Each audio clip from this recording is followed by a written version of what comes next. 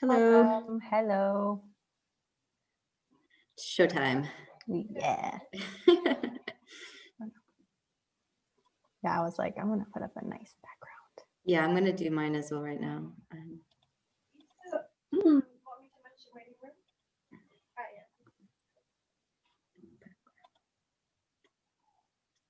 Oh, wait, sorry. You probably couldn't hear me, right? Oh, no, we heard you, but it sounded like you were very far away. Yeah. It was a mic problem again. Oh, Still a rookie. welcome, everyone. Hello, everyone. Hello. Good to see you again, Claire. And Hanan, good to see you. I don't think in our session I actually saw you, so it's good to see you. Yes, nice to see you too. Very excited for today. Absolutely. Not quite sure how a virtual launch party works. Neither are we. Yeah. We're playing it by ear.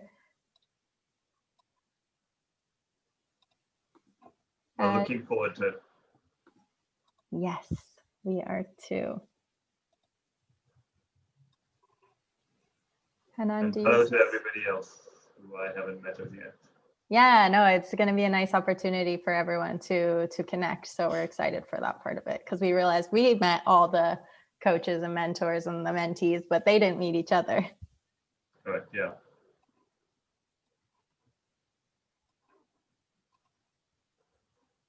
Were you about to ask something, Claire? No, it's all good. Okay. Just wanted to make sure that you guys were seeing the right background screen. Yes. Good. Okay, Jenny, I'm handing over the participant waiting room to you.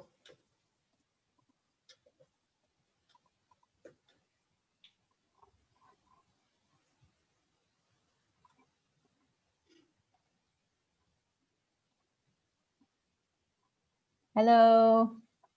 Hello. Oh, I'm saying hi to David. Oh, hi, sorry. But his audio is still connecting. Welcome, everyone. Welcome. We're just giving people some time to get online. Hi, David. Can you hear us? You're on mute.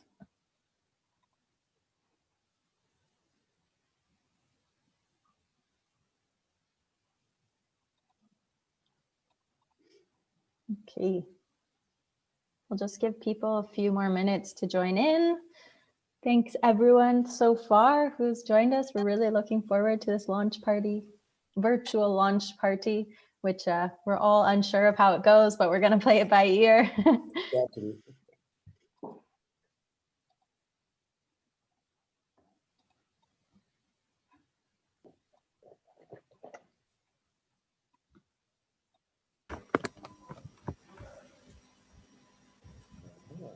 Hi, David.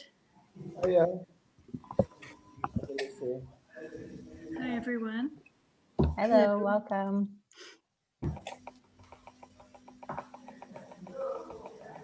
Hi, Melissa. And Hi, Anand. How are you doing? Good. And hi, David, Product Manager, FinTech. Oh yeah, that's my pseudonym.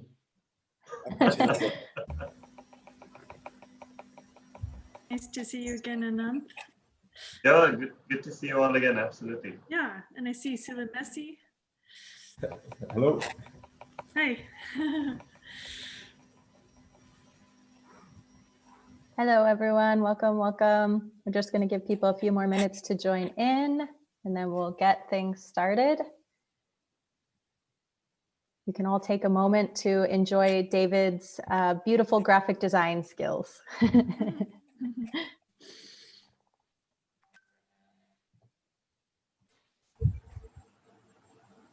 Impressive work, David. Very good. Thank you very much. Thank you very much. You did a good job with the photograph I sent. I didn't realize it would turn out so well.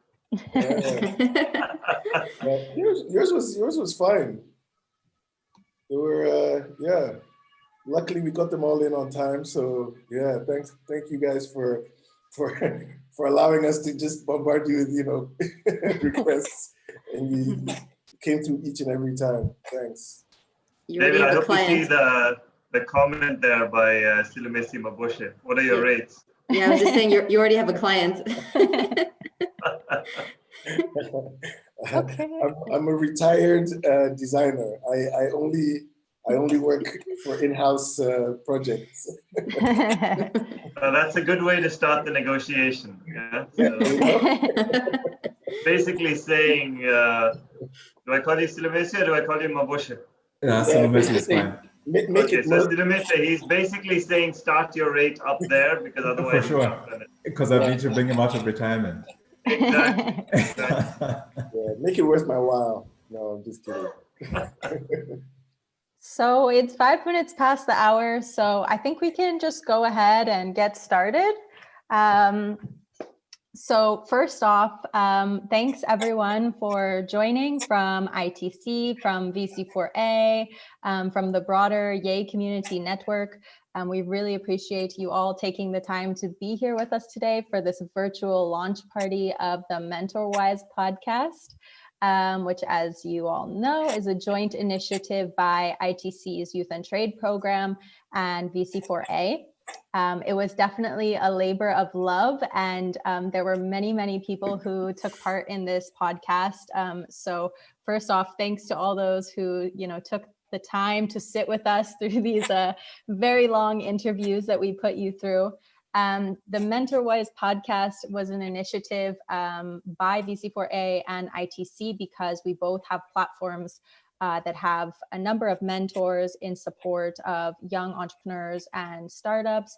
And we really wanted to highlight the importance of those mentors along the startup journey, and also to raise awareness on how you can really leverage a mentor to grow your startup.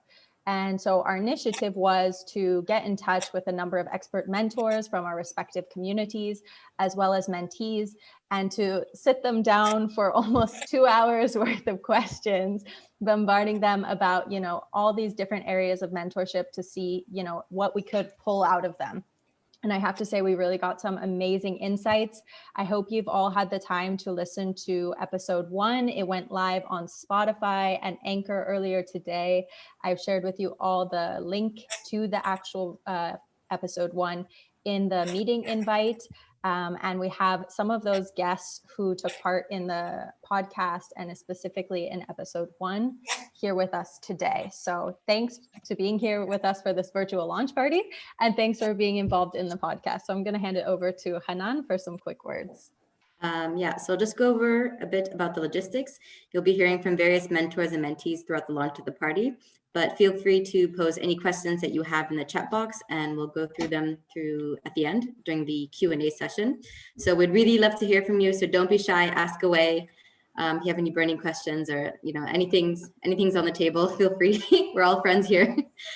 We're all here to learn.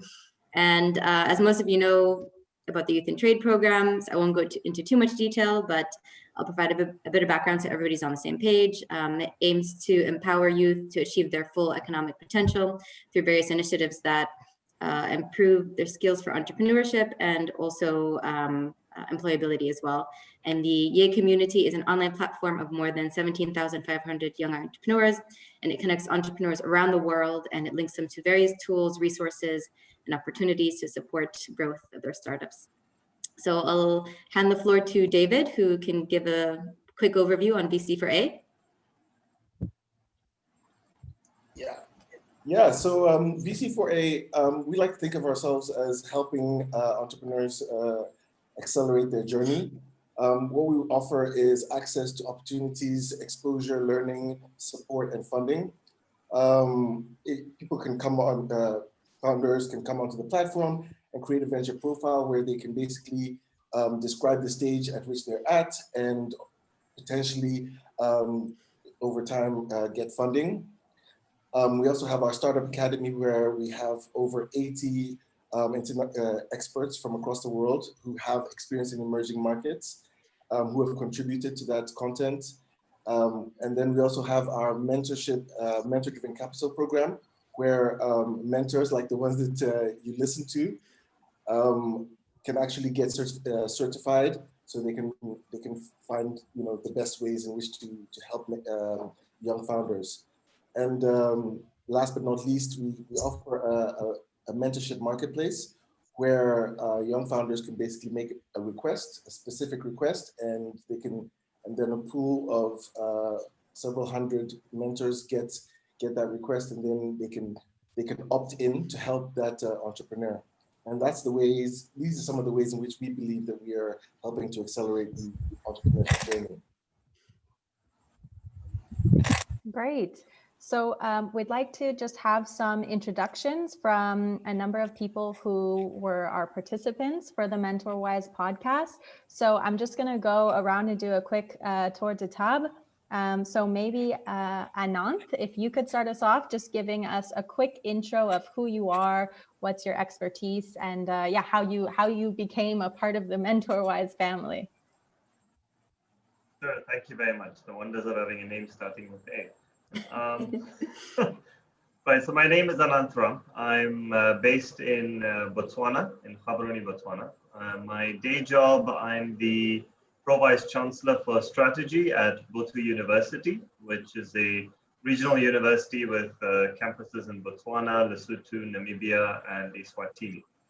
What got me into mentorship and all of this is because I've been working with a lot of our graduates who are going out there, starting businesses, incubators within the university and so on. I really wanted to do more to help support entrepreneurs. And so working with a number of other sort of business people and high net worth individuals here, we formed recently the first angel network here in Botswana called Angel Network Botswana, and are looking to start investing into these companies. Just around the time that we formed Angel Network Botswana, VC4Africa, VC4A came along and created started running the mentor-driven capital program here in Botswana. So we partnered with them, encouraged a number of our members to join, and I also went through the program. And so, through the program, started doing mentorship of a couple of companies, and learned a lot. Amazing work that VC4A is doing with that program. Really, I can tell you it's having impact, and I can tell you some amazing stories from that already. And well, through that, got called to be interviewed for this podcast, and so that's why I'm here. Really enjoyed it, and I'm looking forward to listening to it. I haven't heard the podcast as yet, but looking forward to it. Thank you. Great, thanks Ananth. So just continuing around the table, maybe I can ask 𝗠𝗲his𝘁cie, if you can share with us just a bit about who you are and how you came about this to be part of this podcast, and whether you fall into the mentor or mentee category. Thanks. It was an unusual one to be part of, but I think I would definitely do it twice, maybe even 3 times. So I really appreciate the opportunity. So my background is in technology. One of the co-founders of 𝗠𝗲his𝘁cie. I lead the consulting unit that we have at 𝗠𝗲his𝘁cie. So we build technology solutions, we do digital transformation and that kind of work. I jumped onto the VCA platform, I guess, through an invitation that came through, and Melissa was part of the team that I guess helped me to become a mentor. I'd never done it in a formal setting before, so I'm one of those people that really appreciates structure, and I really enjoyed that the program was structured in that sense. So from that experience, the opportunity to be part of the podcast came up, and that's kind of how I joined in. Excellent. Thanks so much, 𝗠𝗲his𝘁cie. Now continuing around, Ozal, if you'd like to share a little bit about yourself and whether you fall into this mentor or mentee category for the pod. Hi everyone, I'm 𝗠𝗲his𝘁cie. I'm from Pakistan, and I fall into the mentee category. I have a startup of my own called ClassNotes. It is an edtech platform which helps students prepare their standardized tests and their examinations. We're currently doing more than 1 million students per month. We've helped more than 4 million students till date, and we are going pretty strong at this time. I think I was invited by Claire to join this podcast, and this is because we have 2 mentors who were assigned to us by YA community, and we've really benefited a lot from those. So because of that, I think I was invited to this podcast, and I really enjoyed being a part of it. I was just listening to the first episode, and I found out that I've been assigned, I think, more than 15 minutes just for the first episode, and it's really weird to hear your own voice, but I'm really thankful for that. Yeah, so that's some info from my side. Excellent. Thanks, Ozal. So far, these are the guests that we have from our podcast, hoping more join later, but I know we gave people not a ton of notice for this launch party. But yeah, we're super happy to have those who were able to join. And we just want to ask, just some questions and get the conversation flowing around the value of a mentor. And actually, we have another mentor joining us right now. So I will just give her a moment, and then maybe we can put Hamida on the spot. Hi, Hamida, welcome. Hello. Thank Hi. you. Hi. Hi, so we're just doing a round of introductions for the guests who are on the podcast. So you have perfect timing. So if you could just quickly introduce yourself, talk a little bit about your expertise and whether you fall into the mentor or mentee category. Sure. I first of all fall in the mentor category. And as far as my expertise is concerned, I have been in the financial industry for many, many years. I won't say how many. And I've started off in the risk management area, was with the banks for several years in credit risk, including Citi, where I was during the financial crisis of 2008. From there, I went to the Federal Reserve Bank of New York and became a regulator, which really was the highlight of my career. And then was there for about 5 years and went to Ernst & Young to be a management consultant, really helping out all the financial institutions to comply with the rules that I informed at the Federal Reserve Bank of New York. And then finally, I really started my own independent consulting firm, so which is where I am right now. Excellent. Thanks so much, Hamida. So yes, we just wanted to ask some questions of our guests that took part in the podcast. And as I was saying, also get the conversation flowing with the audience and just kind of start a dialogue on mentorship. As this is a launch party for the podcast, we're not actually going to listen to the podcast here. We leave that for you guys to do in your own time. But maybe if I can just start things off, we'd really love to hear from those who participated.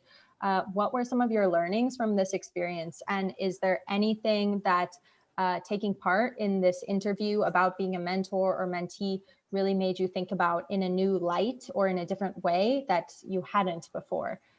So maybe I can go back to Anand. We put you through a long interview. Did anything new come to light? Did you learn anything new?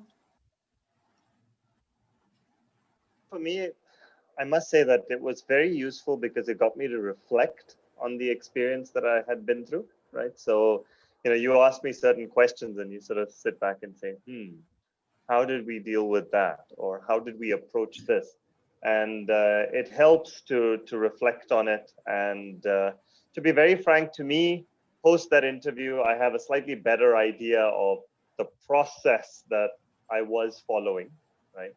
And potentially even some ideas on things that could be done. Of course, having gone through the VC4 Africa Mentor-Driven Capital program helped because it did give a structure, but obviously you add little bits of your own thought to it when you're doing the mentorship. So to me, the reflection was the big thing that came out of it. It helped me put my thoughts out there, so to speak.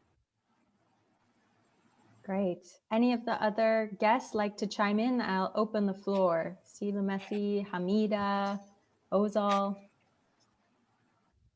So I'm the only one who gets cold called, huh? You have to start things off.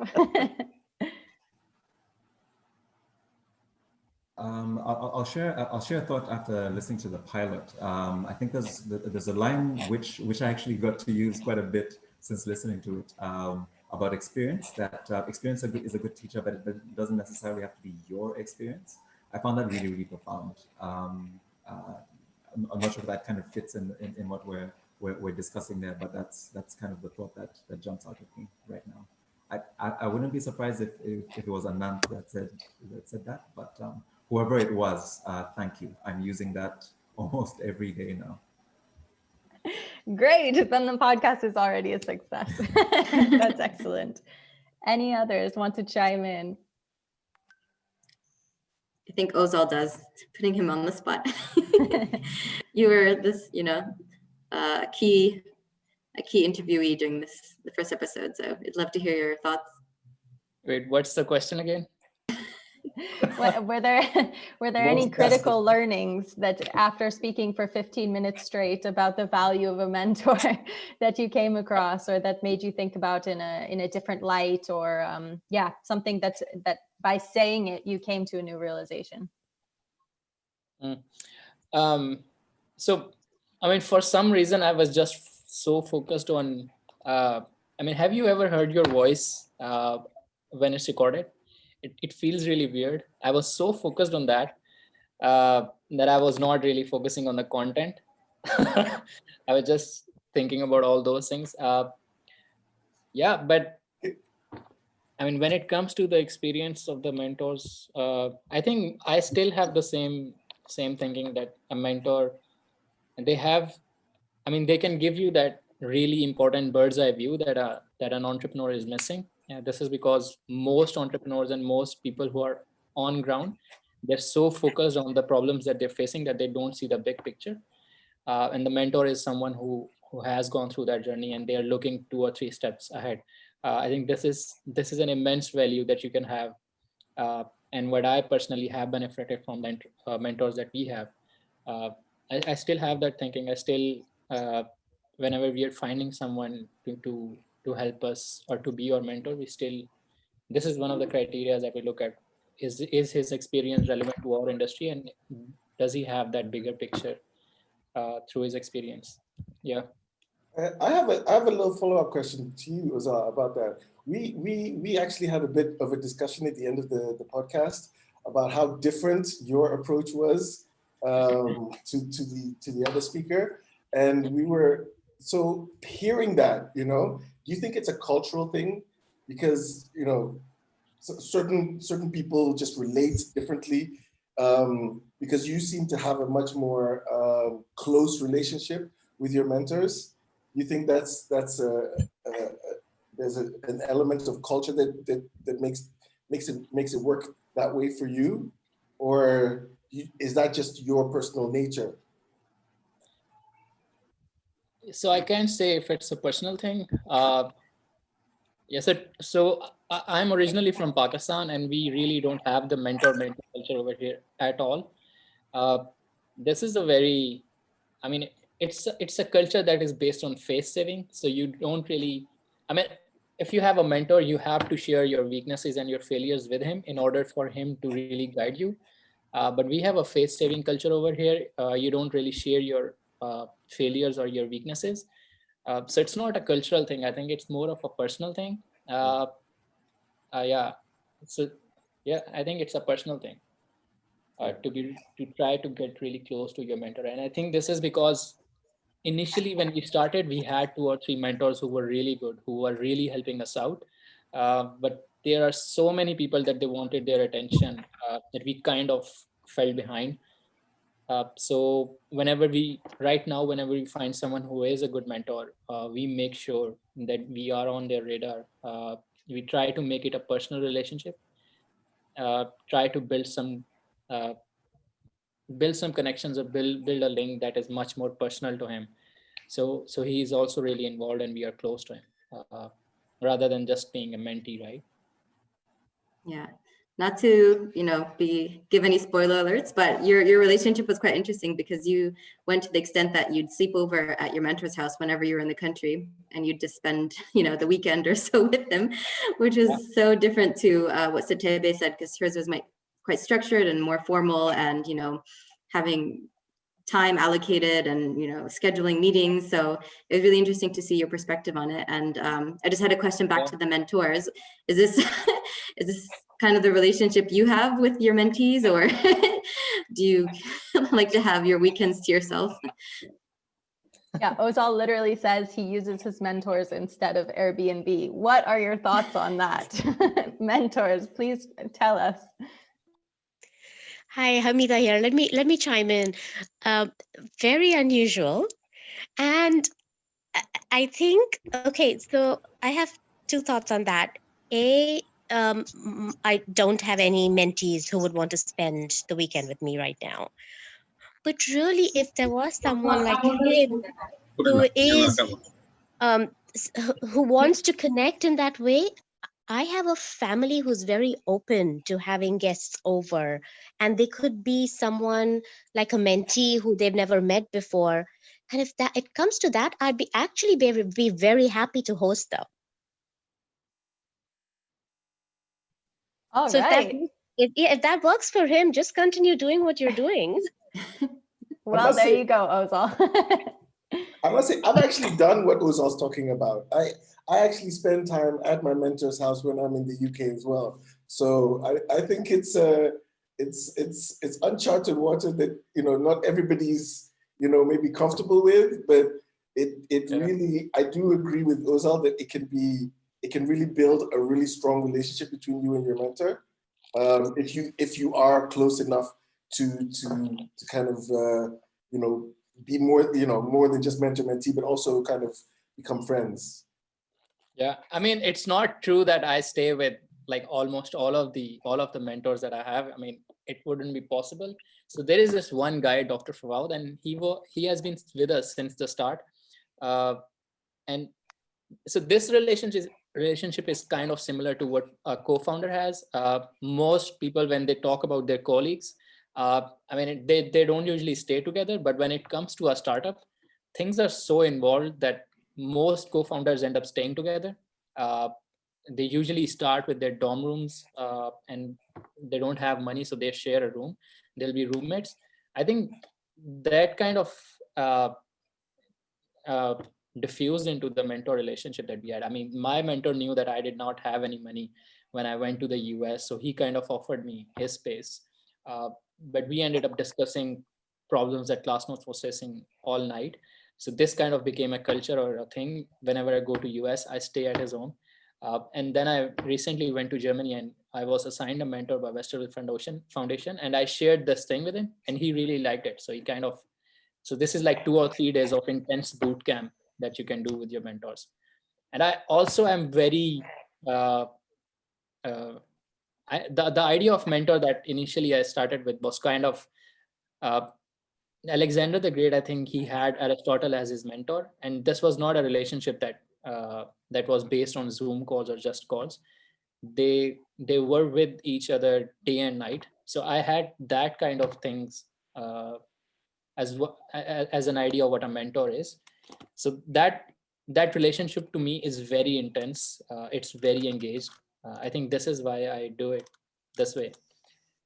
And I found so many founders who are doing it the same way. Like, this is what a mentor-mentee relationship looks like to me.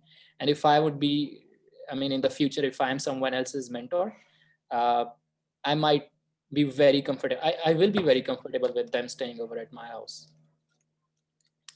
That's great to hear. It's great to hear that also it relates to or resounds with other people as well, such as David and Hamida. One of the questions we actually wanted to pose next is a question that Ben from VC4A has asked in the chat box. And he asked, what's the main reason to engage in mentorship? What is the main driver for you? And how do you tap into this to get others involved? So it's really a question to the mentors, like, why do you do this? And what do you get out of it? So Hamida or Anthan, feel free to chime in. Yeah, so I think, let me go first there. For me, it was, as I said, I work with young people. I work in a university day in, day out. I'm in it because education is what I believe in, and I get energy from that. And working with young people is where I get energy from. I got to where I am because of mentors I had. My mentors were pretty much all from my family, so I did stay with them when I traveled around. But you know, it's a very important relationship. So to me, I get a lot of energy from it. when I go through these mentorship sessions, when I've had a session with a mentee, the session ends and even if it's late in the evening, I'm done and I feel full of energy. My mind's running with ideas for things within my own business and other areas like that. And then you also feel good. You feel positive if you feel like you've helped somebody out, if the relationship is able to. So I think there are many facets to it, but it's just the positivity that comes from it, both for myself and, for the person I'm helping.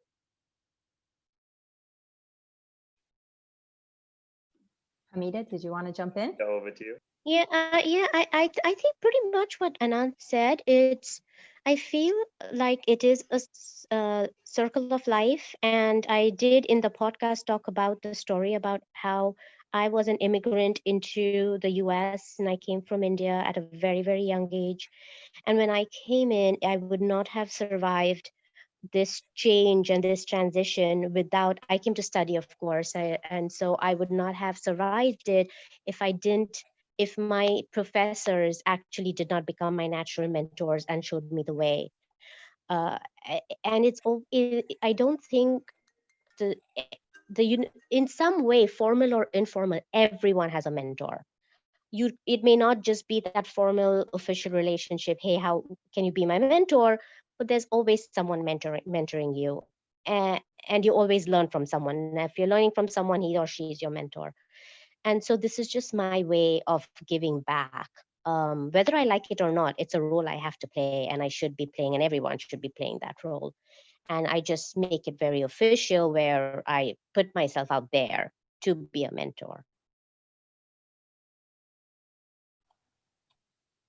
Definitely. I don't know if 𝗠𝗲HIV wants to chime in as well. I really like this last thought about it's my role, and it's something that we should be doing. I think it echoes, I believe it's Hamida who was saying this. I think it echoes a lot of Zambian culture, in a sense, this idea of it takes a village to raise a child, that we all have a part to play to help someone get from where they are to where they need to be, in a sense. And I think the word mentor sometimes feels very heavy, that you have to have all this like boundless experience, boundless energy. You have to be like wise beyond your years and things like that. But I think through the VC4A program, it was I think they brought it down to tangible steps that I could do as an individual. I didn't have to be a superhero, a superhuman. It was more about sharing what I know, and I think that generosity, if that kind of makes sense, which I'm hearing from a lot of the speakers, I think that generosity was what made it worthwhile for me. This is not to say I have a lot, but I think I do like this idea of responsibility. I think it's my responsibility to share what I have, and I think that was what made this a worthwhile experience for me. Absolutely. If I could just jump off something 𝗠𝗲his𝘁cie said right at the end, was the idea that this concern that, oh, if I'm going to be a mentor, do I need to know everything, right? And I must admit, I shared and still share that concern. It's always there. But then, the more and more I've done this, I realize that, you have experiences that are different from the experiences of your mentee, right? And therefore, the mentee can gain a lot from it. And I mean, I must say, I've also learned a lot, right? I mean, there are things I learned from that interaction. As I said, there are things you see your mentee doing and you start thinking, wow, that's amazing. Okay, you should go ahead and do that. And you start thinking about it yourself. So yeah, absolutely. I think it's always a concern I have when in any mentorship relationship is, am I going to be able to support my mentee? Do I know enough on this? But I always find, because of the difference in experiences, there's always something to bring to the table. Yeah. If I can just add, I thought it was really interesting that I wish one of our other speakers, 𝗠𝗲his𝘁cie, was here, because he was quite, when we asked him about like if he mentors, he's a mentee, but we found that most of the mentors also have their own mentors, and almost all of the mentees also mentor other startups, but he was one who actually had the, was a bit, he thought he wasn't ready. He thought he hadn't done enough, didn't know enough. You know, we were kind of asking him, why would you think that? Because there's always, so it's very interesting that, that you know, you're kind of making that point that it's not about knowing everything. It's just about that. It's just about knowing enough to be able to help somebody who's at a maybe earlier stage than you are. I think that it's also, sorry, Claire, it's also about being able to bring a different perspective, right? So to be able to have a discussion or a debate around a possible path the business is going to take, and you just bring a different perspective to the table, right? And say, have you thought about this? What about this? Why are you thinking about this? What's your rationale for it? It just helps the mentee or the reflect on the decisions they're making and the paths they have in front of them. Yeah, I was just going to add, sorry, Dave, to cut you off.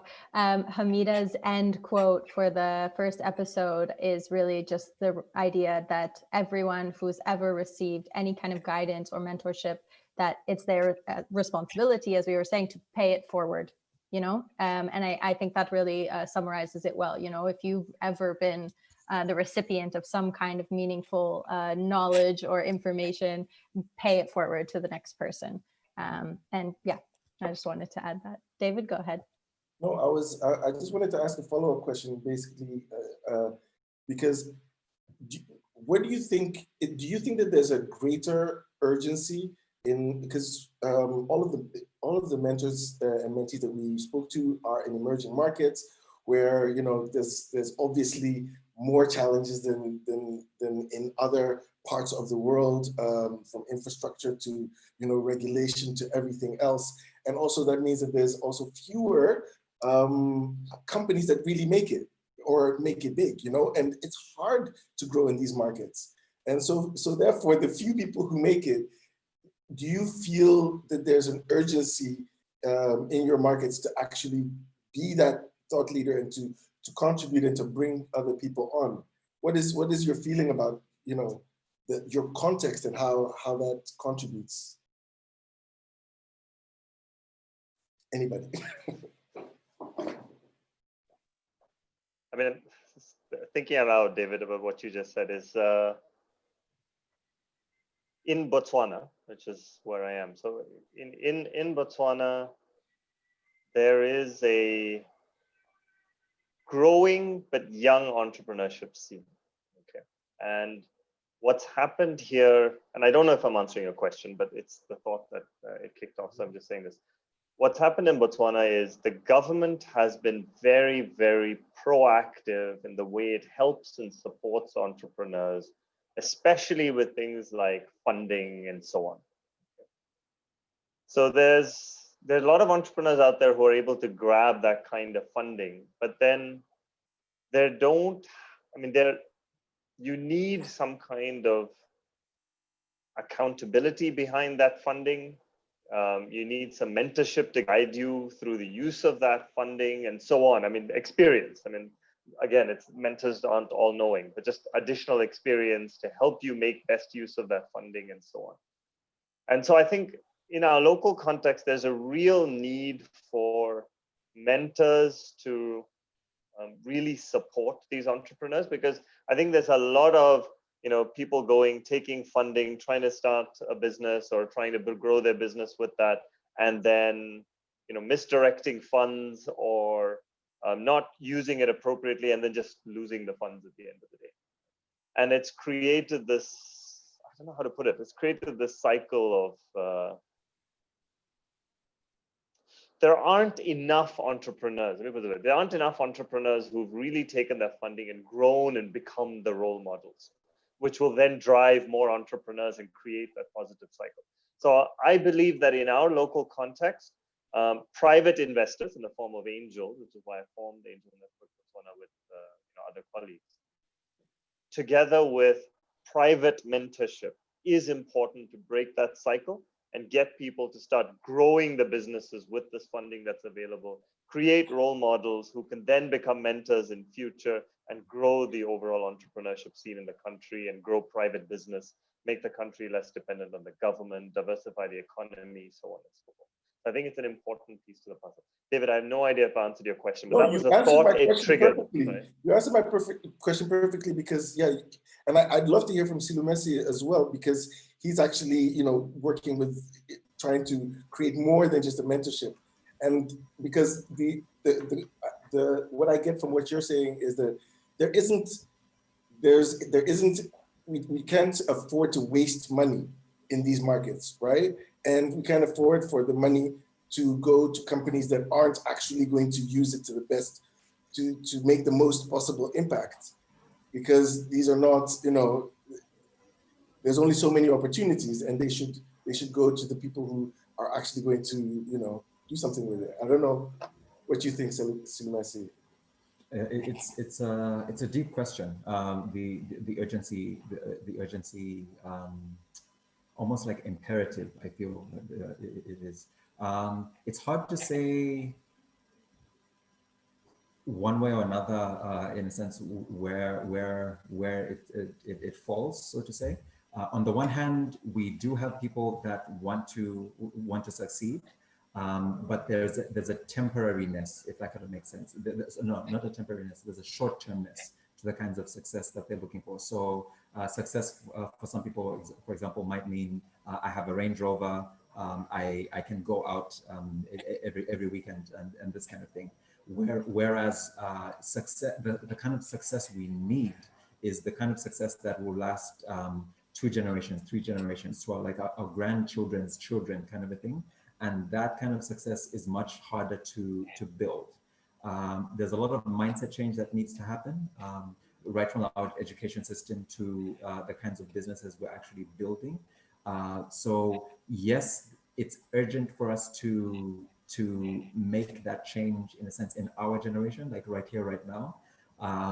But it's hard to say whether on this side of in a sense, the timeline. I'm not sure how that plays out in terms of the kinds of businesses that urgency lends us to build, if that kind of makes sense. Yeah, and just to bring it back, full circle to the mentorship, and I think that's maybe part of what makes your mentorship and the kind of mentorship you all do so important, because maybe for a 25-year-old who's starting a company, maybe all they care about is exit and, Yeah. But somebody who's maybe a little bit more mature, has been through it all, can give them that kind of advice of, this can be so much more, and you need to think a little bit more long-term. And that, I think, that is some of that added value because of all of the experience that a mentor probably can bring to the table. And I think that's interesting. Were you on the podcast, David? You're dropping gems, man. He's one of the hosts. We'll get back to I'll let Hanan get us back on track. Okay. Well, we have another question in the chat box. This one's from Mayara, and she's asking, what are the key things that you look for or to know that you will have a good match with your mentor or mentee? So over to anyone who wants to give it a shot.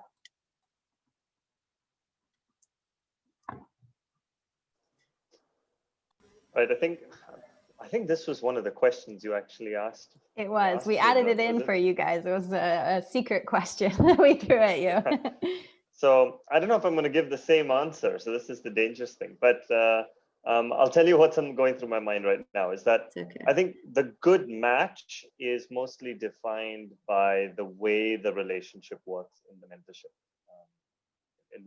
process. So, is there respect for each other? I know we talked, if I remember right, I think in the interview, we talked a lot about things like simple things, respect for time, respect for each other, the way in which you approach the whole mentorship and so on. So it's a lot of those kinds of quote unquote softer things, as opposed to saying same industry and et cetera, et cetera. To me, I think those are less important. In fact, every single person that I'm mentoring is not in the same industry. And they're all in really dramatically different industries. And, you know, I mean, that anyway, we'll get to the next question, which is sort of what you learned. I mean, for me, one thing I learned was about these other industries, right? But I found that that was less important because I could bring a completely different perspective to any problem or issue that the mentee was facing. So to me, the key points in a good match are these softer things in terms of, you know, do you connect with each other? Are you able to have a free conversation back and forth? Are you able to share experiences? I think Ozal is the one who said that you have to also be able to share your weaknesses both ways, right? Both ways, from the mentor to the mentee and vice versa. So I think those are the important things for me. Thanks. Maybe we I don't know can if it was ask. Ozal. Yeah, I was gonna say Ozal. Ozal who mentioned that he also mentors one of his mentors in a certain area. Was that you, Ozal, or was that 𝗠𝗲HDZ? Oh, okay. No, so I don't mentor my mentors. I mean, they're so ahead of me. But I mean, this is bound to happen, I think, one way or the other.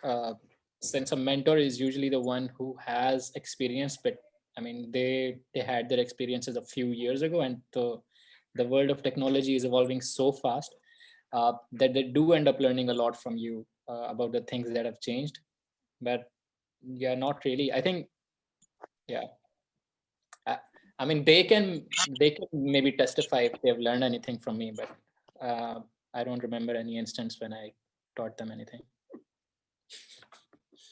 But maybe Ozal, you could elaborate, because you have some quite, let's say, provocative points. And 𝗠𝗲his𝘁Çİ talked a lot about working with, you know, a mentor within like a specific structure.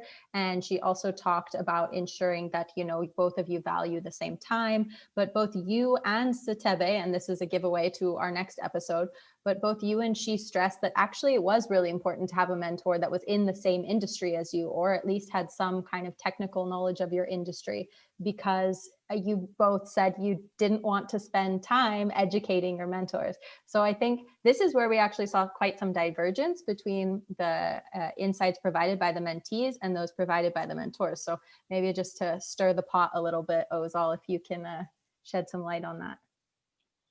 Yeah.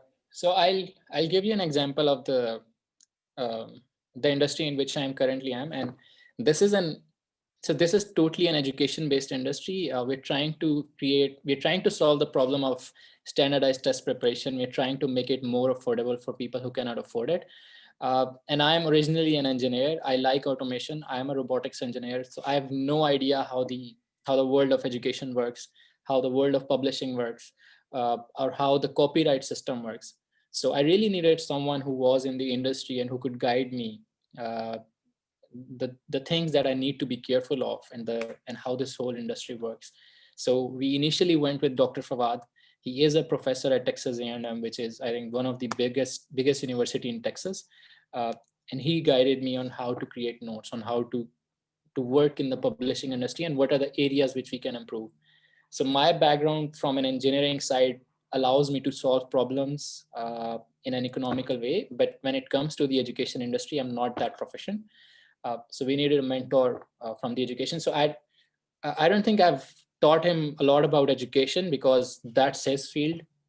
He's an expert in that field. But when it comes to automating most of the problems, or how to solve the problems using the latest technologies, I think Dr. Fawad did learn a lot of things from us, because we really are changing a lot of things. Now, fast forward 3 years, we're currently facing the problem of how to scale this effectively. And we met this great guy, 𝗠𝗲his𝘁Çİ from Germany, and he's now helping us, or he's mentoring us, how to scale class notes to more than 10 million users.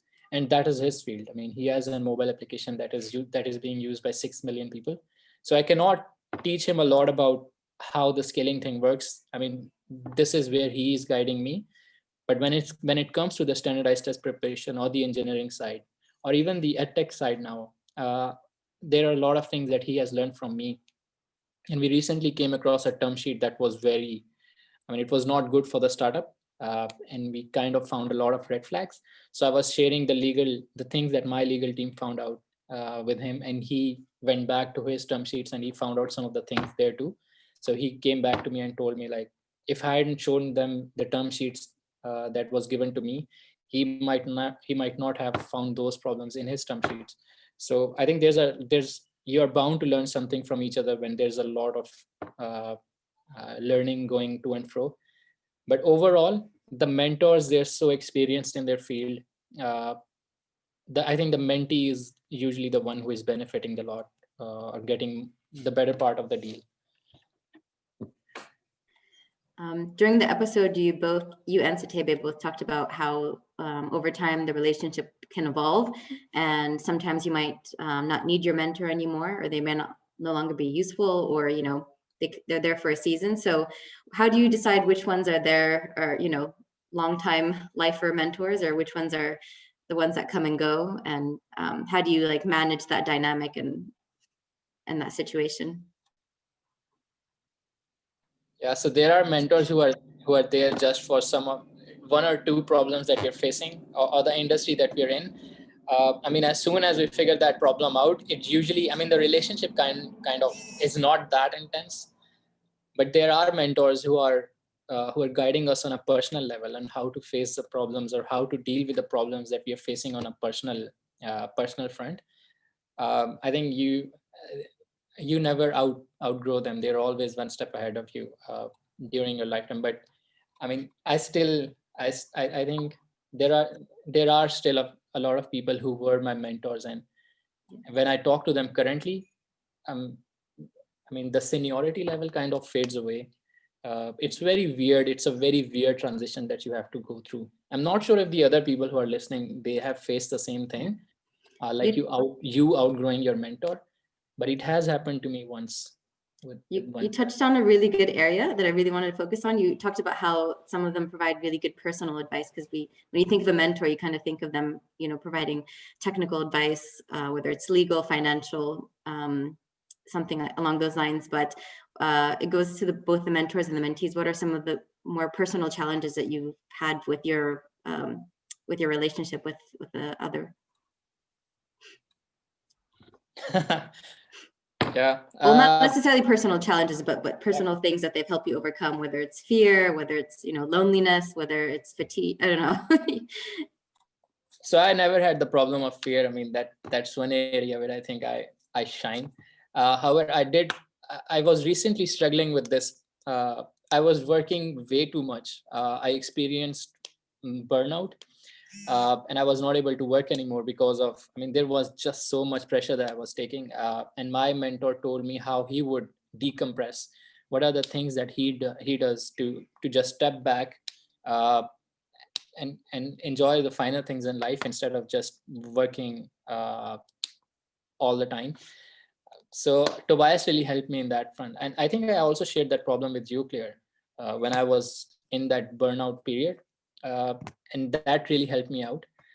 And there is this, I was reading this article on Harvard Business Review, which said that if you are a founder of a company, or if you're a CEO, there is a special type of depression or stress that you have to face, and you cannot share it with anyone, because there's not a lot of people who experience that kind of stress in their life.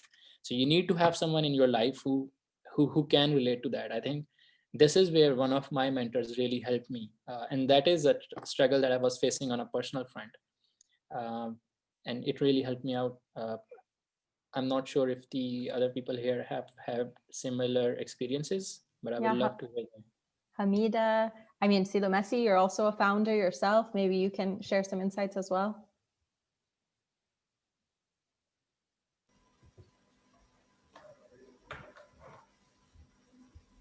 No, radio silence. No one else has ever experienced loneliness.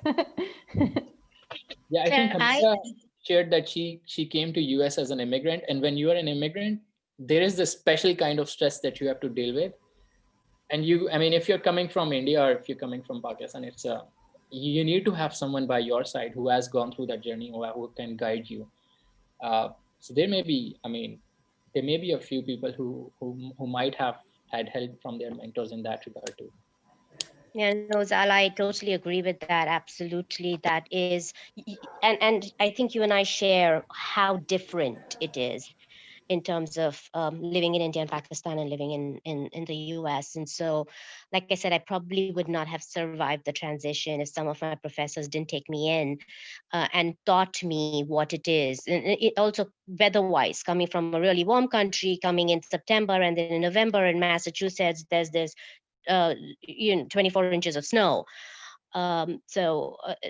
That was very, very helpful. But also, I want to go back a little bit to that other question that someone asked about the mentor-mentee relationship and how do you know it's a fit. I think it's probably two parts, and one part of it Ozal has already answered is how to choose your mentor, right? And he said very clearly that identify your gap. What is the gap that you need help with? In his case, it was learning about tests. And so that's what he chose to find someone in a person who had expertise in that field, which is the perfect thing to do. You identify your gap and see who has the expertise and try and make that a fit. But the other very important thing is also how to keep that relationship.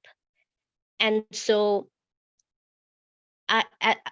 according to me, it is the keeping of the relationship and really getting the best out of that relationship is what the mentee needs to do. It's really their responsibility to make sure that they are able to milk that knowledge out of their mentor as much as they can, which sometimes my mentees are able to do and sometimes they are not. So that's just something I want to put out there to the mentees, that your mentor really wants to give it all, but they don't know what they don't know. So it's in your hands to really try and exactly tell them what it is that you need and then get that knowledge out of them. That's a great quote, actually. Your mentor wants to give it all, but it's up to you to get it out of them. It's a nice one. I think just another angle to what Hamida just said is initially when I started mentoring, I felt like the mentees weren't trying to get as much as they could out of the relationship, and I was trying to sort of push to say, listen, what about this? I mean, what are you guys facing in this? Let's talk about that. Let's talk about this. And I initially found myself pushing a lot on that, and it was at some point I actually felt I was trying to carry forward that relationship, and I realized that was not right. It was putting a lot of pressure on me, and I also felt like the mentees were sort of sitting back and letting it happen. And I mean, maybe that's not the right way to put it, but anyway, at some point I sat back and I said, hold on a sec. The mentee should be driving this because they're the ones that really want to get something out of this, and they know what they want. And so I changed my approach. So I think it's an important point she mentioned, but I think also from a mentor perspective, sometimes you can go at it perhaps in the wrong way. I don't know if that's the right word to use for that. So it's what I faced. I feel we have all gone through that as earlier mentors, as starting mentors. We've all fallen into that trap. And then again, we soon realize exactly what you realized. So I agree with you. We've all gone through that cycle. Okay, well, we're towards the end of our session. And thank you so much for your responses and for your fruitful dialogue and all the insights that you gave. It was really much appreciated. We'd like to give a special, very, very special thanks to the mentors and mentees that participated. We couldn't have done this without you. Thank you for your time, your contribution, and the great advice and experiences and insights that you provided. I think David has a special shout out to give as well. Yeah, I just wanted to thank the members of my team for helping me to it's always a team effort to get the mentors and to bring them on board, especially Melissa for helping me to locate, to get through to these great mentors, and Thomas as well, Thomas 𝗠𝗲H. So yeah, thanks to my team, to the team on VC4A side, and thanks to all of you for making the time because we took a lot of your time. So we have to keep thanking you. Yes. And you'll get to hear more from these mentors and mentees. We have 7 more episodes to go. So it's going to be a series that will be releasing every few weeks. The next one will come out in 2 weeks' time, and we'll let you, we'll mention it. We'll provide emails and updates, but feel free to subscribe as well so you get an automatic update into when the next episode will come. And also feel free to follow Yay Boost Program, or sorry, Yay Community and VC4A on Facebook and Twitter and LinkedIn, and you'll receive automatic updates on this information as well. And last but not least, we'd like to take a group photo. So if everybody can turn their, or if you want to, if you can turn your videos on, and on the count of 3, Claire or Jenny will take a group shot. Okay, yeah, sure. So, 1 second. Let me get set up here. Okay. Mayara, I love your background, by the way. Yeah, that's Beautiful. great. Okay, 1, 2, 3. Perfect. Thank you, everyone. Really appreciate you all being here, and we'll be sure to send this to you guys. There was one last little thing. We wanted to also let you know that we are intending to release the full interviews at the end of the entire series. So yeah, because they were that good.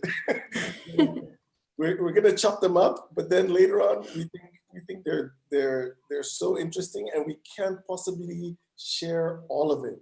But like, we're really struggling to pick the bits and pieces, because for this one we focused on 2 people, but really everybody gave amazing answers. So yeah, we're gonna release the whole thing. Watch this space. Yes. Yeah. Great. Thanks, everyone. And well, you know where to find these people. So yeah, get connected on VC4A or Yay Community, and keep an eye out for next episodes. Thanks, guys. Thanks a lot for joining us. Thank you very Bye. much, and well done to everyone. Thank you. Thank you Thanks, so much. Anand. Bye. Thank Bye. you. Congrats, bye. Happy Thanksgiving. Bye. Happy Thanksgiving. Happy Thanksgiving. Thank you very much.